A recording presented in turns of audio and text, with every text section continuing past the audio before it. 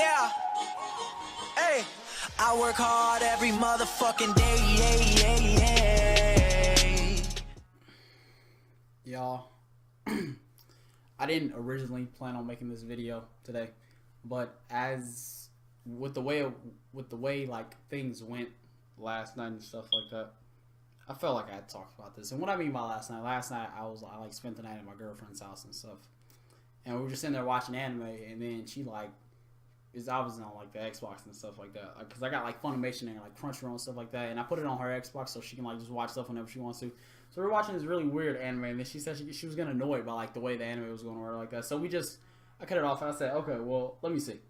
I want to watch something that I've been planning to watch, like dubbed for like a long time, and that leads me with the conclusive statement in saying this is my opinion. And I strongly believe that in the year of 2018, it's 2019 now, but in the year of 2018, it was one of the best years for anime, and some of the best shows came out. We got the Attack on Titan season 3, the My Hero Academia season 3, Dragon Ball Super concluding, like their Boruto, Black Clover, all these like super hype shows. And there were some shows that like had so much hype and then got so much hate towards the end of their life cycle and stuff like that, or by the way things like ended and such. So with me being a tard for like anime and stuff like that, the anime that I believe was the best in 2018, this is my opinion, had to be Darling in the Franxx with main boy Hero and quote unquote best girl 02. And after watching this series for a second time, because I started watching it last night and I finished it like probably like 20 minutes ago, after watching it again, like, because when you watch something subbed, like as an anime fan, like when you're sitting there watching anime, like, and you've been watching anime for a long time, like reading the subtitles can sometimes take away from the experience and stuff like that. But once you watch enough anime, like you don't even notice it. But for me, since I'm like I understand English better, so I'm just like, I'm gonna watch this anime. I finished it subbed. Oh y'all, the roller coaster of a ride that like the show was itself was just like, it was truly a spectacle, and probably one of the saddest like endings to an anime that I've like ever watched in like a very, very long time. Like this, and like y'all, this anime from episodes 1 to 24 had me on my feet. And I would say where the mass hate, or the bandwagon hate comes from, starts at episode 20. So there are only 4 more episodes left in the series by the time like there's like this drastic shift. But I do understand now after watching it for the second time, and I will make this statement. I make this very bold statement. You can hate me, agree with me, dislike me, or whatever, but I would have to say that Darling in the Franxx was the best anime of 2018. Why would I say that? Because you have the shonens like Attack on Titan and My Hero and Dragon Ball, but there's something that shonens cannot capture that other genres can capture. And shonens capture romance, but they cannot capture romance like all of these other like just genres or like science fiction like themes and such. And Darling in the Franxx is a mecha anime. And y'all, if y'all don't know about the anime, I'm gonna break it down for y'all. So basically, there are these monsters known as clocksaurs that have taken over like the Earth and stuff like that. And basically, the Earth is like this giant wasteland. And there are these kids known as aka quote unquote parasites. They're not really parasites. They're just codenamed parasites that live in these moving like cities and domes and civilizations called plantations, because the Earth is like just basically like a wasteland now. Like they're like most of the human like life on the planet is gone. So we have these kids that live in this post-apocalyptic world where they're not really aware of like human biology, like things like emotions, these feelings. They have these feelings like puberty, oh my god, fevers. Like, dude, they don't even know what kissing is. Like, it's literally insane. And it's like the show gets so relatable because they focus so much on like character development and all of the characters, or most of the characters, like the characters in Squad 13. We even get like backstory for like the adults and such, what is her name? Nana, like the lady, their caretaker, the main lady that's like taking care of them for like the majority of the series. There's another Nana that comes in, but obviously she's like a bot. She's like fodder. We don't really care about her. We talking about the main Nana, but she comes in and we just like boys. Oh my god, she's not even like really a main twine for the story. The story is based on two characters. This is a love story, and this is a very tragic love story. You guys know about Romeo and Juliet? Think of it like this. Like yo, this could be compared to like Romeo and Juliet. This is on like some real never let you go, like be by your side, like you are one wing, I am one wing, we come together and make a bird type shit. Like boys, it was insane. It was like literally like the never ending ride, and the way the story like progressed and such, like with every episode, just like amazing. That it has its flaws and such like that, but like if you guys want to see like some dope action, you can watch this. If you guys like what's a classic series like for my older anime fans, or people that have watched a bunch of anime, Evangelion kind of reminds you of that, but I would say, okay, people might get offended by this, but I would say FranXX had more of an emotional connecting story and stuff like that, just with the way like the characters progressed and like the way 02 and like Hero like cared about each other. I would say like for on an emotional level, this series had me like there, bro. Like each time I watched it twice, I knew what was coming every single time, but like it made me feel like I was watching the anime for the very first time. Like, and even with the scene where like we meet 02, like y'all, just look at this girl. Look. I'm gonna roll the clip. まさか溺れてる助けなきゃYou guys have seen her, like, yo, she is literally a goddess to emerge out of the water, and my boy Hero is just looking, he's like, titties.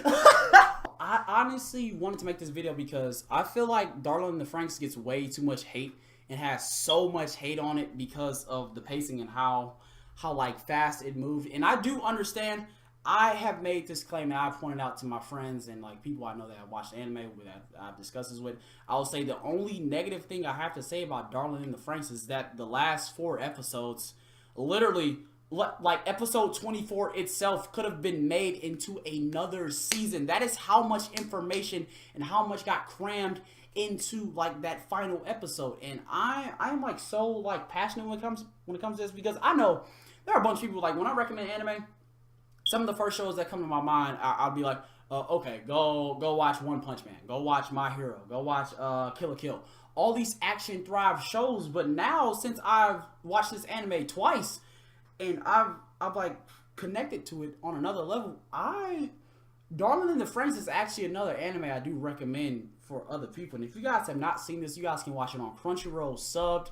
That is the sub version is honestly the better version, but if you prefer dubbed anime, I will say after hearing 02's voice actor, whoever voice acts her, I will have to, if I can find her or like find like the information on her, I'm gonna pop a picture of her or put her name in the video or something like that. But whoever you are that voices 02, the character 02, subbed and dubbed, phenomenal. Like I thought the dub would make me cringe, but I feel like I cringed more at the sub version because like the way she says everything, she's like, darling, and I'm just like, I don't know, the Japanese voice, it was cute, but like, and then in the dub, since you can actually understand like everything she's saying, I'm just like, yo, these characters are on some real emotional shit. And the Japanese versions are usually always perform better. This doesn't not like dub anime or anything like that, because Naruto's performed, like the dub version of Naruto, amazing. Dub version of Dragon Ball Z, amazing. Like dub version of My Hero, even, I would say it's pretty good. It's on that level. I haven't watched the dub version of My Hero Academia personally, but I will go back and watch that one dubbed just so before the 4th season comes out in like October and stuff like that. I will have to say that Darling in the Franxx was. No, I will say Darling in the Franxx was the best anime of 2018, like overall, because boys, you can give me Attack on Titan, You can give me My Hero. Hell, you can slap Ultra Instinct Goku for Dragon Ball Super in my face about the discussions for best anime of 2018. But that pink-haired devil horn chick and that nonchalant monotone boy that really cares about him, I have to say without a doubt in my mind that, like, with the amount of, oh my god, with the amount of emotions, and the action, the plot, like the characters, and the plot, like, oh, and the plot itself, boys. I don't really like dive deep into it without like spoiling it. Well, actually, boys, if you clicked on this video, you probably have watched this anime, so I'm going to talk about this anime, like, and I watched it after it came out because I heard there was like so much hype about the anime, didn't like die down. I was like, what the fuck happened?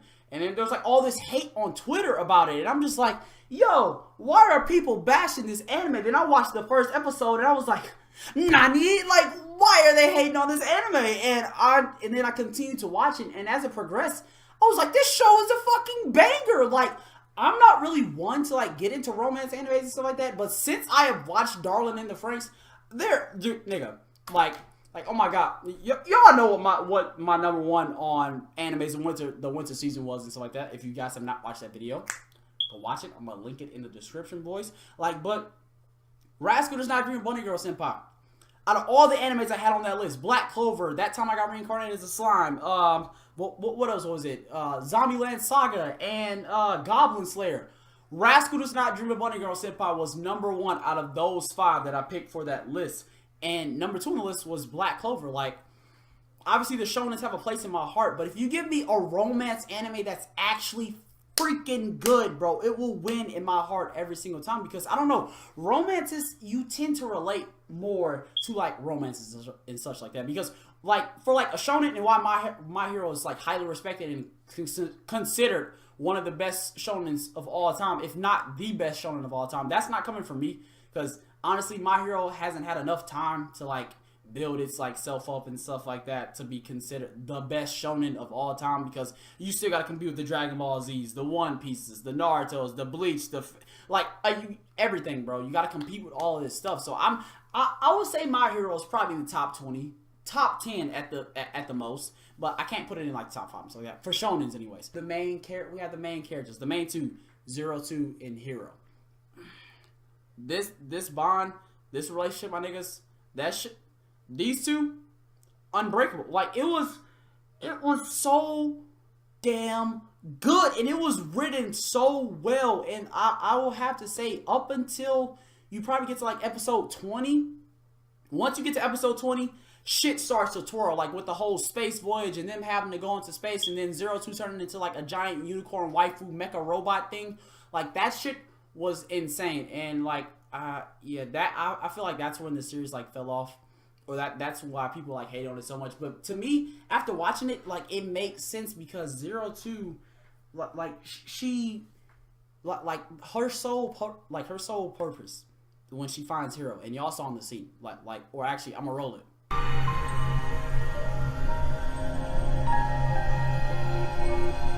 君を味合わせて、今から君が僕のダーリンだ。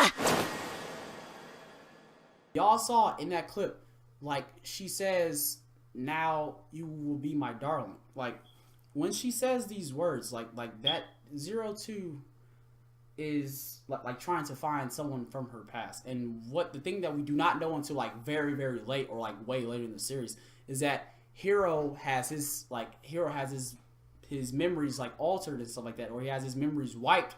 But in one of the sequences, or one of the fights, when they're out at the garden where they're from and such, him and 02, like, their minds interconnect while they're in the FranXX and stuff like that. And he looks deeply into her mind, and he sees her, and he gets his memories back from his childhood, and he understands why 02 is the way she is, and why she fights for like her humanity as such. Because what we do find out later in the series, this is obviously a spoiler, I'm talking about the series, what we find out later in the series is that 02 is, well, code 002 is a clone of 001, and 001 is aka the Cloxosaur princess, the leader, the creator of the race itself that they are fighting. She's like 16 million years old or some shit like that, and 02 is the only perfected clone that came from her. Dr. FranXX, the creator of the FranXX and the creator of the FranXX project, he created 02 to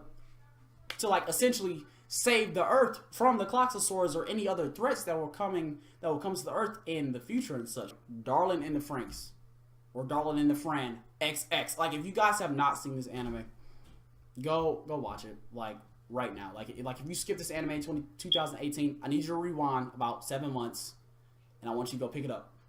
Just start from the beginning. Just watch it, and then once you finish it, come back to me and tell me, or like inbox me on Twitter, inbox me on Instagram, and tell me what you guys thought.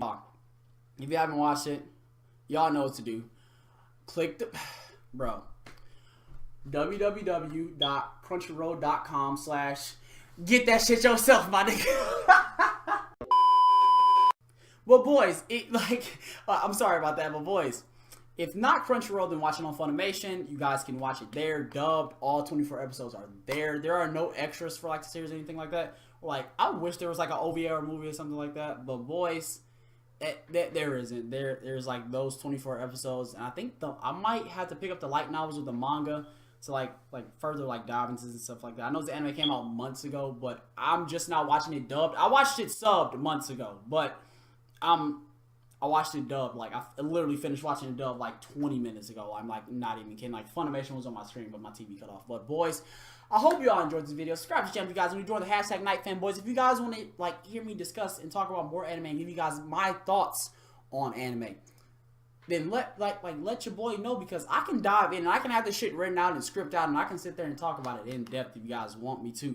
But boys, before we end this video, I want you guys like leave on this note, because when you guys type in Darling in the FranXX, or you like look at reviews for Darling in the FranXX, it usually will have about 4.5 stars, maybe 5 stars. Like, on everything I looked at, like, most of these episodes got 4.5 stars, 5 stars, like everything. Like, overall, I think the anime is like a 4-star anime, or like 4.5-star anime. So it got rated like really fucking high, and it was like super good. But boys, before y'all like get into it, or before y'all watch it, if y'all have not watched it, do not go on the internet looking up reviews and stuff like that, because there are people that criticize the hell out of this anime, and it does not deserve the criticism like it gets. I understand why they have to accelerate it, because like boys, they have a cap. Like, Trigger didn't have another season planned for this. Like, A1 Studios and Trigger, they had this one season plan, or this one whole for the series. Y'all know most animes either have 12 episodes, 13 episodes, 14 episodes, or it gets about 24 to like 25 episodes, and then that's usually the cap for that series in a total. Like,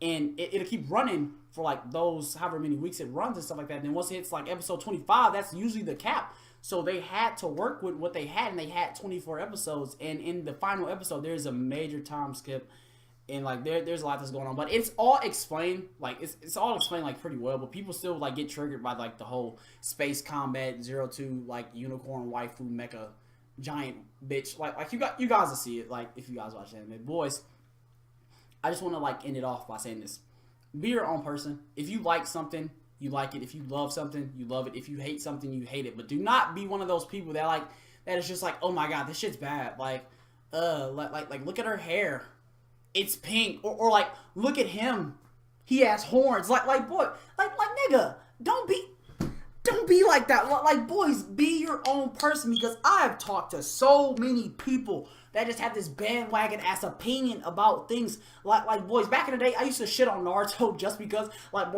just to trigger Naruto fans.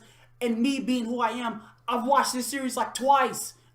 Boys, I love this series, but just to be funny, I would just like fuck with people. But I never like genuinely like hated this series. I'm just like, oh, it's too much filler. This shit's garbage. Like, and I fuck with my friends like Quentin and Jayla and them. I'm always talking to them. I'm like, bro, this shit's trash. This shit doo, nigga. And then they'd be like, well, Dragon Ball's doo, nigga. I'll be like, I know it is. And I'm just like, yo, like, just boys, just be like how we are. Be like the squad. Be yourself. If you have an opinion about something, you have an opinion. You're your own person. You are human, boys. And with that being said, I hope you all enjoyed the video. Subscribe to the channel if you guys are new. Join the hashtag NightFanBoys. We're trying to get to 2,000 subscribers. And that concludes this this talk about Darling in the FranXX. I know this video is coming out like late or whatever like that. But y'all, I honestly and truly do believe that this was the best anime of 2018. Let me down below what you guys thought the best anime of 2018 was, because I listed some bangers, like, you know what I'm saying, like Attack on Titan season 3 was pretty damn good. My Hero Academia season 3, pretty damn good. Tournament of Power, Dragon Ball Super arc, pretty damn good. But boys, it's been the homie iMaster. Again, if you guys want me to like talk about this anime in depth from like step to step, like arc to arc to arc, like in like separate videos, or in like just one big video that's like 30 minutes, like 45 minutes, like just drop a like, and I will come out and produce videos. So then I'll probably have to go back and watch the anime again, like for a third time, but then I'll watch it subbed. But boys, it's been my pleasure, homie iMaster, and I'm gonna see you guys later. Peace out.